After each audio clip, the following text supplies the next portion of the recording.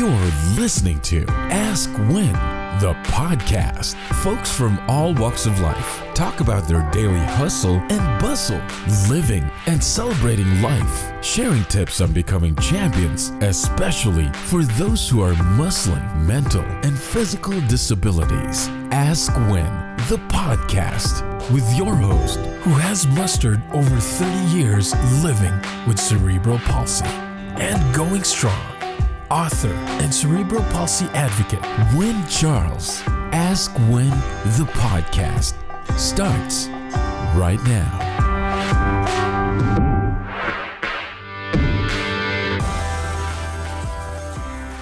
Welcome to Ask When, everyone. I have Kamini with me, and I am going to let Kamini take it away and explain more about what she does. Wonderful. Thank you so much for having me on your show. My name is Kamini Wood. I am based in North Carolina. I am a certified life coach that works with high achievers on moving from being a hostage to external validation and expectations and into their own resilient self-leader. So what that really means is I'm helping them move from checking the boxes into ownership of what it is that they truly want to do. So, in addition to that, I would just like to say that I am also a mom of 5 humans and 2 dogs. yeah. Add that into the mix right now, Kamini. Add that into the mix right now. And for those of you who are listening in the future, we're recording this on April 3rd, 2020, as we sit in a world health crisis / a world economic crisis, aka the coronavirus. Yes, the pandemic. The pandemic. So there we go. So, Kamini, if your BFF was going to write a book about you, what would the title be? That title would be something of the nature of Kamini Wood, a story of perseverance and resilience. Why would your BFF pick that title? I believe that she would pick that title, and it's funny because we've actually had conversations about this in the past. But I believe she would pick that title because of my consistent attitude of even when life feels difficult, I will anchor in to my core values and my core gifts, and I will continue to move forward. That's not to say that I always have a smile on my face, and it doesn't mean that I don't stress out, but it means that I anchor into who I am as a person, and I will continue moving forward. And how she puts it is, I also have this incredible ability to meet the BS that I'm faced with a lot of grace. Oh, yes. Oh, yes. You're like me. When I'm faced with monkey business, I tackle it with grace, and at least I try to. Mhm. So, Kamini, what Mhm. is your morning routine pre-coronavirus / post-coronavirus? So I actually love the fact that you asked me the pre-virus versus post-virus, because it obviously has changed. I mean, our whole lives have been upended and moved.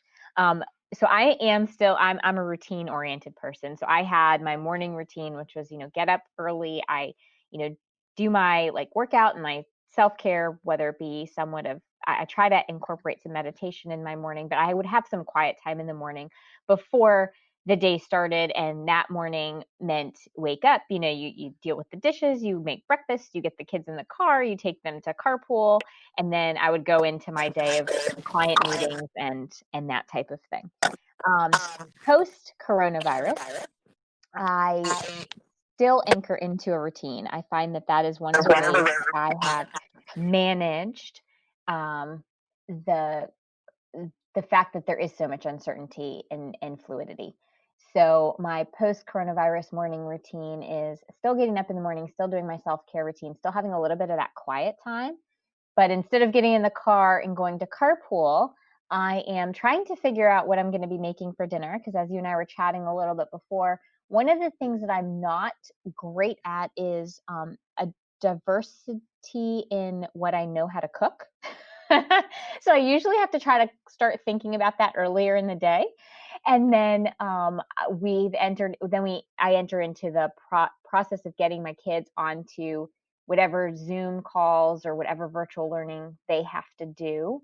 And then I go into my day. So I've definitely had to switch up how I set up my day, especially with that morning portion of my day. I've had to shift. For instance, I would never really think about dinner until closer to the evening, but now I'm planning it much more in advance.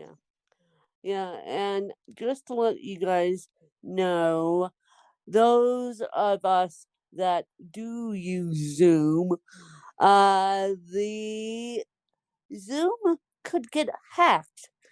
And so I would say update your Zoom ASAP so it's not hackable. And I found that out the other day by Miss Amazon smart speaker over here.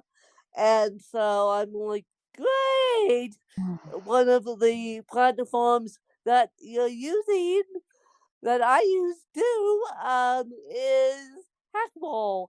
Yep. And then my counselor said to me yesterday, yes, I'm going to counseling through all this. Yes, I was going to counseling previously. And my counselor goes, well, the IT guy goes, Zoom is now hackable. I'm like, I knew that from the get go. I just didn't want to tell you. So, yeah.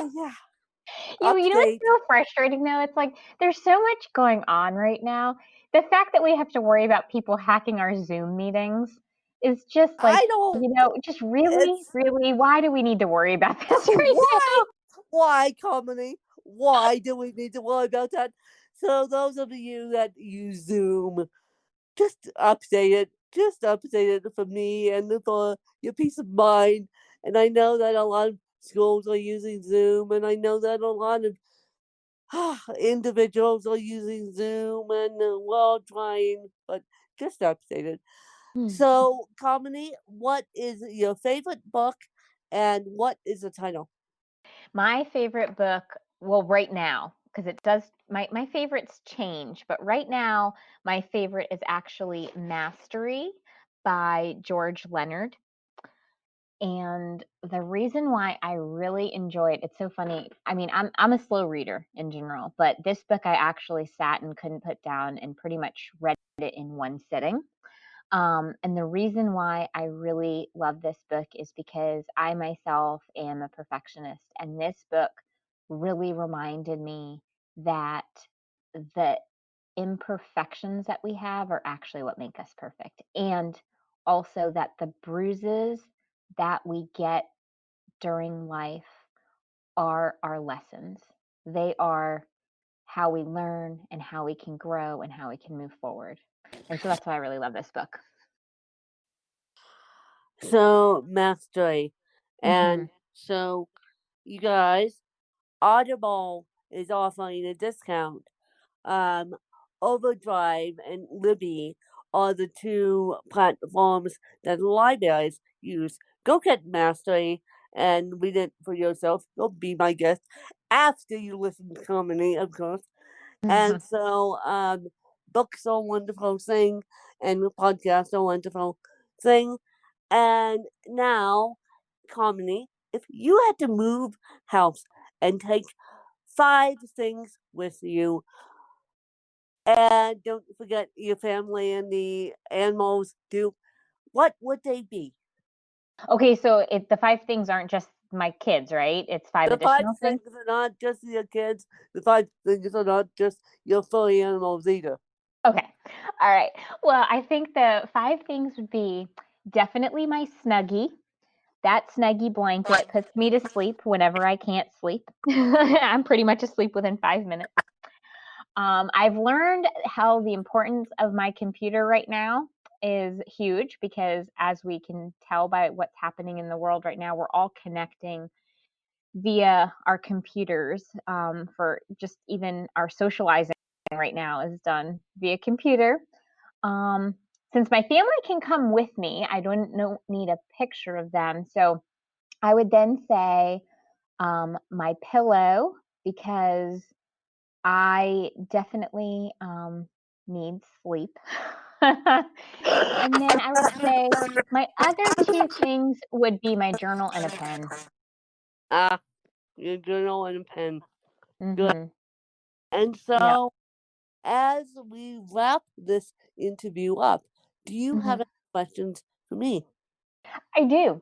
I would love to know what has been your go-to quarantine snack. Oh my goodness, my go-to quarantine snack. Well, Mm-hmm. people know my weakness is peanut butter cups, but no, that's not my go-to quarantine snack. My go-to quarantine snack is yogurt and granola because it's healthy, and so my go-to quarantine snack is yogurt and granola. Even though I do like the peanut butter cups, I'm trying to stay away from the peanut butter cups the best I can. Okay, can I just share with you that my go-to snack has also been granola, but my weakness has been the Reese's peanut butter cups. And so I have Okay, a drawer. I have a okay. drawer filled with So, Reese's peanut butter cups, and I sneak a couple each day. But I also have my granola. well, okay. So we're on the same camp on that. We're on the same camp on that because no, it was so funny because my aides, because I need 24 account, my aides and my stepmom know my weaknesses. And so there were times that my aides would literally hand me peanut butter cups. And my goodness, I'm like, you guys, I'm trying to stay away from them. I'm not trying to eat them. But yes, those are my weakness. But my quarantine snack is granola, and that's it. And it's not a banana with peanut butter anymore. It's granola with the yogurt, and I'm like, oh my goodness. So now everyone knows my quarantine snack, which is at least healthy, which It's is at least healthy. healthy. It is So healthy. I, yeah, I say we give ourselves grace for pretty yes, much we anything right do. now. We do. We should give ourselves grace. And how many Kamini, where can the people find you? And where can the people get a hold of you if they choose to do so? I can be found on the internet. My website is actually www.kaminiwood.com. That's KAMINIWOOD.com. And I'm also actually on Facebook. My business Facebook name is It's Authentic Me. And if they want to either email or send me a message, I would be extraordinarily excited to hear what your listeners have to say, or if they have questions or need support. Yeah, you guys, I'm here to give you support as well. I have made the decision after many weeks of soul searching throughout my journalism degree. The journalism degree isn't going anywhere, but the health coaching degree will come after the journalism degree. And I know I said on Facebook that I was going to get my psychology degree, but that seems a little too much. And so health coaching is going to be it slash journalism, you guys. And so yeah, That's exciting. so be on the lookout for that. But first, the journalism degree. Journalism has always been my calling. So Harmony, what would be wrap up thought for this episode? My wrap up thought is, one of my anchoring thoughts generally is the idea that life is happening through us and for us and not to us. And I think my anchoring thought right now is as we as a world, not just, certain races or divisions of people, but a world, humankind is facing this pandemic. It's so important to anchor into that life is happening through us. And if we can just anchor into giving ourselves a little bit of grace and a little bit of space, we can figure out what our next best step is to take and what we can learn from everything that's on our way during this journey that we call life. Yep. So if we can give ourselves a little bit of grace and a little bit of space, that is wonderful, you guys. And make sure you're staying healthy. Make sure you're staying sane.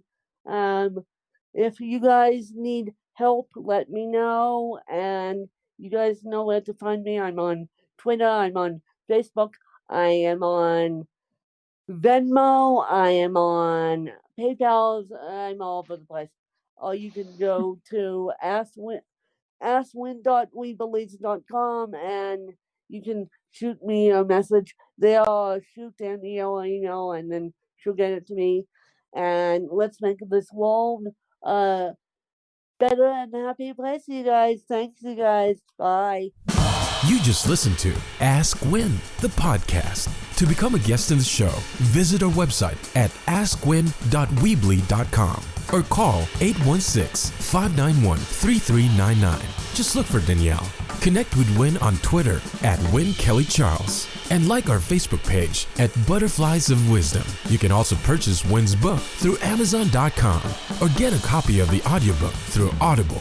Ask Win, the podcast.